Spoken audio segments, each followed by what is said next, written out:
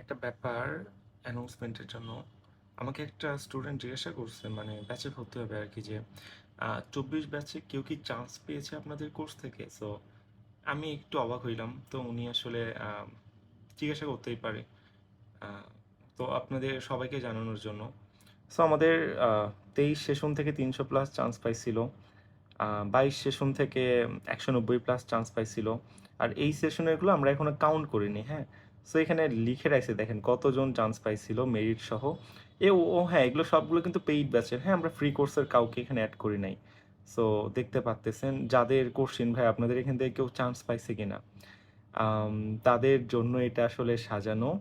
So শেষ হইতেছে না, ঢাবি, চবি, সাস্ট, পিউপি, জাবি শেষ হয়ে গেছে? একদমই না।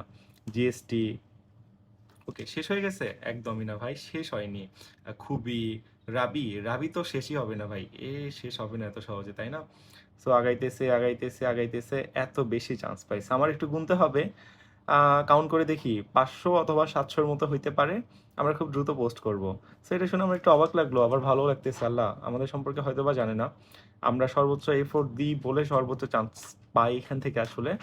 আর ফাউন্ডেশন কোর্স থেকে কেউ চান্স মিস করে না। সো এটুকু আমি ওনার নাম পরিচয় হাইড রাখলাম।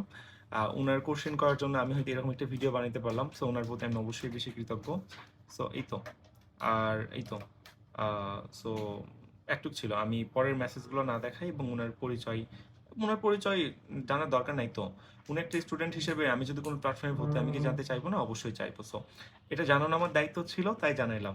Thank you. আর কোনো কোয়ারিজ থাকলে প্লিজ। আর আমরা খুব দ্রুত অফিসিয়ালি এইগুলো সবার নাম পোস্ট করে ফেলবো, ওকে?